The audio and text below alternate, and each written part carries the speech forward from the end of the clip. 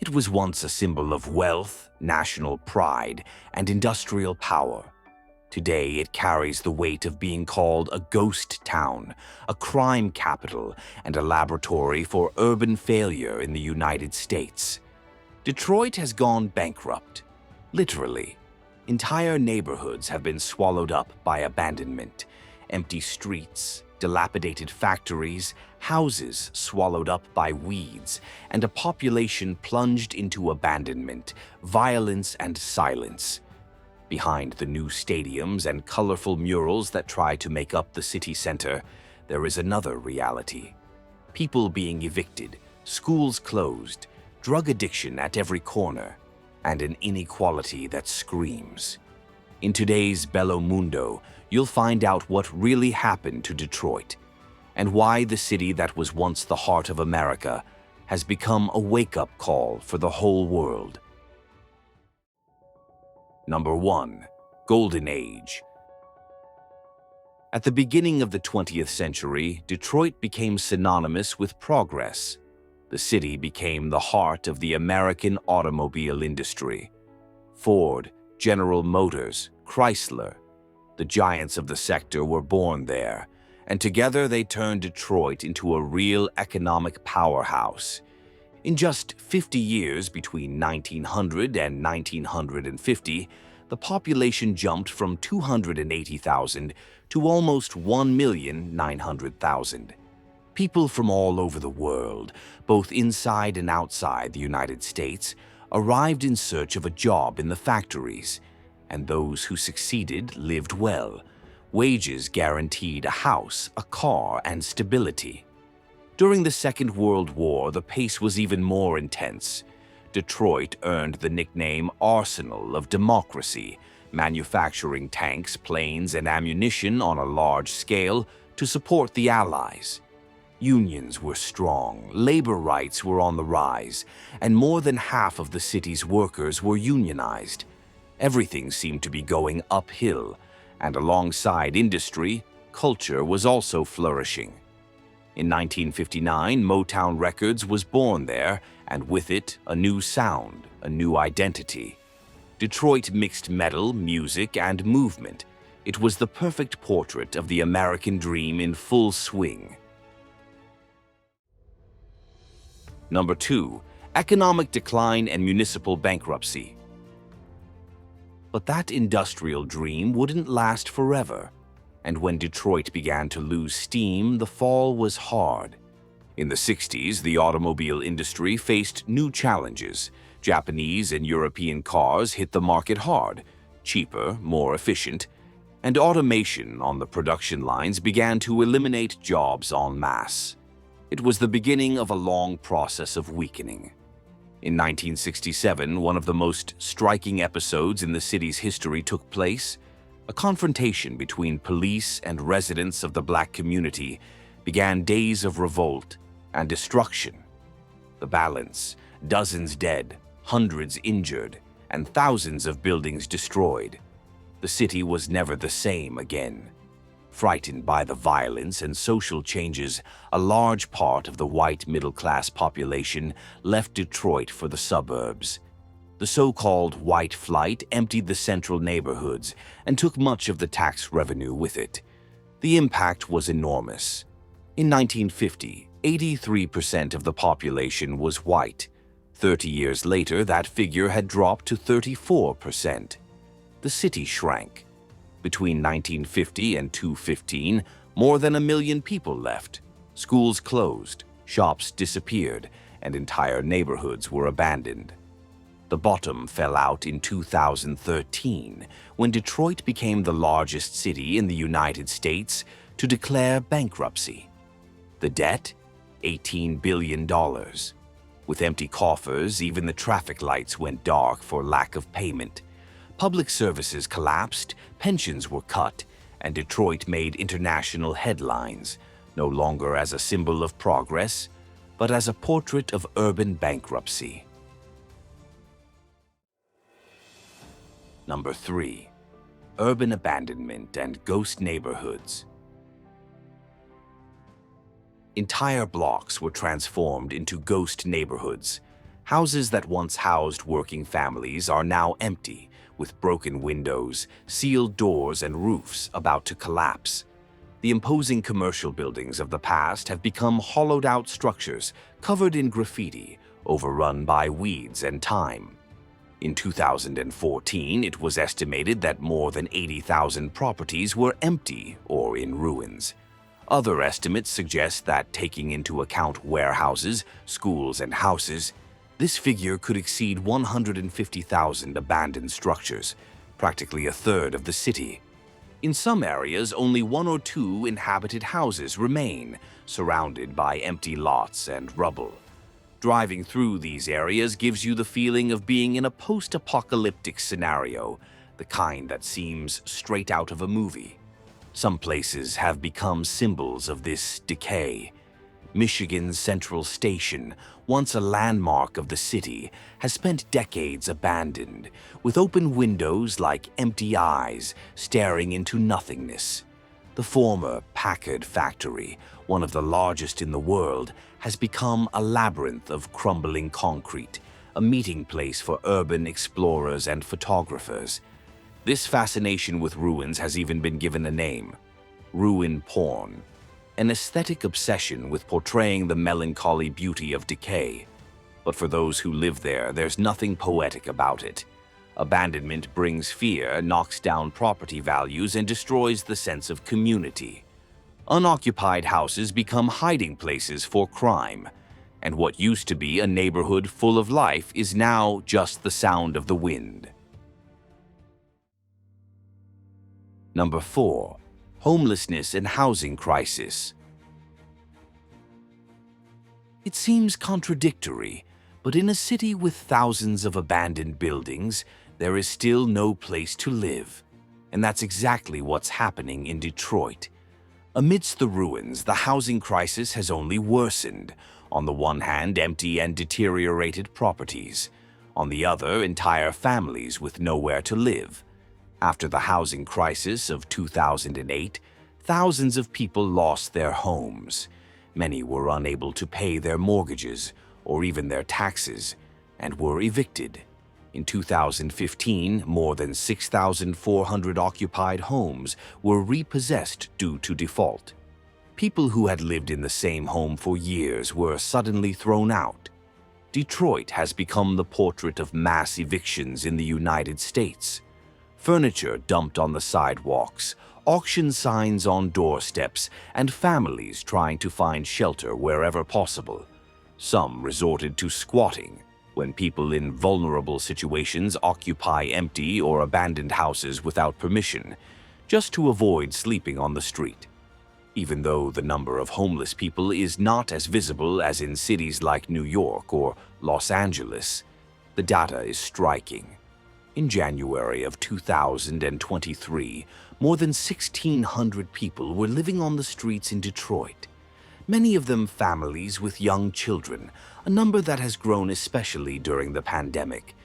Today, around 60% of tenants spend more than 30% of their income on rent.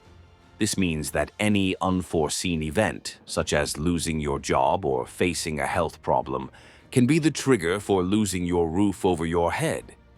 And this crisis is not just on the streets. It hides in crowded shelters, in relatives' houses where families crowd together, and in the more than 30,000 eviction notices issued every year. Number 5. Crime and the presence of gangs. In the vacuum left by the factories that have closed and the neighborhoods that have emptied, another problem has taken hold of Detroit: urban violence. The city that once symbolized progress came to occupy the worst crime rankings in the United States. From the 70s onwards, the increase in violence became a constant theme, and during the 80s and 90s, the situation got completely out of hand. Gangs linked to drug trafficking dominated several neighborhoods. One of the best known, Young Boys Inc., even recruited teenagers to sell on street corners. Crack and heroin spread like a trail of gunpowder, fueling disputes over territory and leaving a trail of destruction in their wake. In 1991, Detroit recorded 615 homicides, almost 2 a day. At times, this even exceeded the figures for New York, which has a much larger population. The rate of violent crime in the city was almost 10 times higher than in the surrounding suburbs. Shootings at night became part of the routine. Children learned to get down on the floor before they even learned to read. Window grills became a basic survival item. And behind these frightening figures were even deeper causes: unemployment, the collapse of public services, and even corruption within the police force itself. Detroit has even been portrayed as a city on the brink of chaos in films like RoboCop. And although the rates of violence have fallen in recent decades, the stigma remains. For many people, just the name Detroit sets off alarm bells. It's the weight of a reputation built on years of abandonment and fear. Number 6. Drug crisis, the fentanyl epidemic. Detroit already experienced the devastating impact of drugs in the 1980s, with the rise of crack cocaine and the violence that came with it. But in recent years, a new enemy has emerged, more lethal, more silent, more difficult to contain. We're talking about fentanyl. This synthetic opioid, around 50 times stronger than heroin, has become a real-time bomb in the United States. And in Detroit, it has found fertile soil, poverty, abandonment, despair, and little structure to contain the wave. The problem is that fentanyl is often mixed with other drugs without users knowing. It's in heroin, cocaine, and even counterfeit pills. The result? An avalanche of overdoses. In 2019, the city recorded 364 overdose deaths, and more than 3/4 of them involved fentanyl. During the pandemic, the situation worsened. Isolation, anxiety, insecurity. All this increased consumption. The drug gained nicknames on the streets and spread with frightening speed. People found unconscious in abandoned houses, in public toilets, in squares. Families destroyed overnight. And the Black community, which in the past was not so badly hit by the prescription opioid crisis, now suffers disproportionately from the lethal mix of illicit drugs. Harm reduction initiatives have emerged, distribution of naloxone, treatment centers, and warning campaigns. But in a city where abandonment is long-standing, these measures are still insufficient to contain the grief that accumulates in neighborhoods already marked by so much loss. Number 7. Historical, racial, and social inequality. While we're on the subject of the Black community, it's impossible to understand Detroit's challenges without facing a profound truth. Almost all the problems that have marked the city's trajectory are rooted in racial inequality, an ancient wound that has shaped the present and still leaves visible marks everywhere. During the golden age of industry, as Detroit grew and became a symbol of the American dream, not everyone reaped the same rewards. The Black population, which migrated heavily from the south of the United States during the Great Migration, found opportunities in the factories, but also a wall of segregation.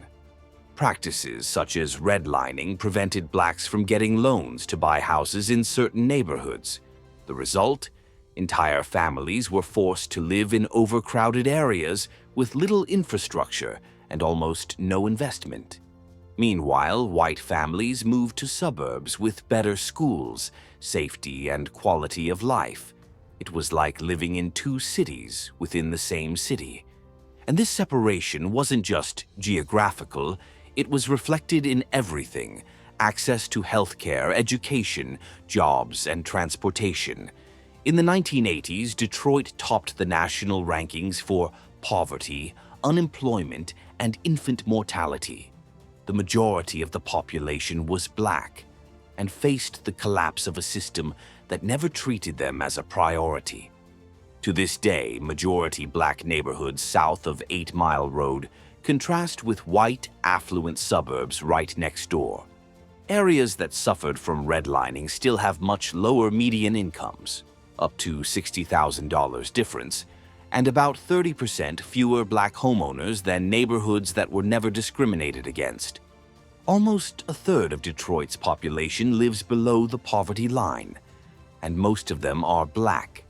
Racial inequality cuts across everything, from the quality of the neighborhood school to the way the police operate in the different areas of the city. But even in the face of so many barriers, Detroit's black community has never stopped fighting. That's where Motown was born, one of the greatest musical movements of the century. It was there that powerful social movements emerged, campaigns for justice, for housing, for access to water. Resistance became part of the city's identity. Detroit didn't just fall because of the economy. It was weakened by decades of exclusion, discrimination, and abandonment.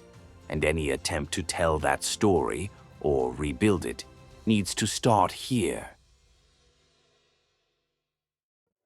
Number 8. Gentrification and the expulsion of the poorest population. Today, Detroit is experiencing a contrast that is hard to ignore. Two worlds share the same space. On the one hand, downtown and some nearby areas are undergoing a process of revitalization, with new developments, modern stores, and a public with more purchasing power. On the other, most of the city continues to face poverty, abandonment, and precarious basic services. While downtown and midtown are getting refurbished buildings, modern cable cars, and even high-end supermarkets like Whole Foods, the outlying neighborhoods still live with dilapidated houses and dark streets due to the lack of street lighting. Much of this renaissance began with investments from entrepreneurs like Dan Gilbert, owner of Quicken Loans, who bought dozens of buildings downtown and attracted startups, coffee shops, microbreweries, and artists. The look of the city has changed, and that, at first glance, seems like great news. But this transformation has also come at a cost. Many old residents, especially those on low incomes, have slowly been pushed out of these areas. The cost of living has risen, rents have skyrocketed, and taxes have followed suit. Those who had always lived there could no longer afford the new price of staying. Neighborhoods like Corktown and Midtown felt this impact directly. Properties were renovated for short-term rentals, the profile of tenants changed, and historic residents began competing for space with newcomers from other cities. While one part of the city shines with modern stadiums, colorful murals, and tech companies, the other part remains unmaintained, without quality schools and with families earning less than a quarter of what their new neighbors earn. It's a symbolic and real divide. Luxury buildings side by side with abandoned constructions. The government tries to balance it out by demanding affordable housing quotas in new projects. But it's a tightrope. Some argue that any investment is welcome after decades of abandonment. Others see a clear risk, beautifying downtown while erasing history and driving out those who held the city together during the toughest years. Today, Detroit lives between reconstruction and fear, a city that is trying to get back on its feet, but still carries open wounds. Revitalization is progressing, but the question is, who will have a place in this new landscape, and who will be left out? Number 9. Corruption and public mismanagement. Now comes a very important issue that helped sink Detroit: corruption and public mismanagement. Faced with so much neglect, the least that was expected was that the city's leaders would do their part. But what we saw for decades was the opposite. Nepotism, dubious contracts, wasted funds, and disastrous decisions were repeated by various governments. The most emblematic case was that of former mayor Kwame Kilpatrick. Young, charismatic, with a vision of renewal, he took office in 2002, promising a new era. But he delivered one of the biggest political scandals in the city's history. Kilpatrick turned his office into an illegal business center. He collected bribes from contractors, embezzled public funds, and used city money to pay for personal luxuries, from parties to private trips. In 2013, he was convicted of 24 crimes, including extortion, fraud, and gang formation. He spent almost 30 years in prison, but was released after 7 due to a presidential pardon. Even so, the damage to public confidence had already been done. While residents faced violence, closed schools, and a lack of basic services, they discovered that their mayor was profiting from the chaos. And Kilpatrick was no exception. Other politicians have also starred in episodes of mismanagement, poorly explained spending, and decisions that have pushed the city into the hole. For years, Detroit spent more than it could afford, ignored warnings, accumulated debts, and pushed the problems forward. The consequence? Traffic lights out, absurd delays in police service, and entire neighborhoods forgotten. The result was more than a financial collapse. It was a collapse of trust. When people lose faith in their leaders, rebuilding becomes an even greater challenge. And that's it for today. So, did you already know this less talked about side of the city? Let us know in the comments what caught your eye. I want to know what you think. If you enjoy exploring the world from angles that almost nobody shows you, you already know. Keep following Bello Mundo, because we still have a lot of ground to cover and a lot of truth that doesn't appear in the tourist guides. Thank you very much for your company, and see you next time.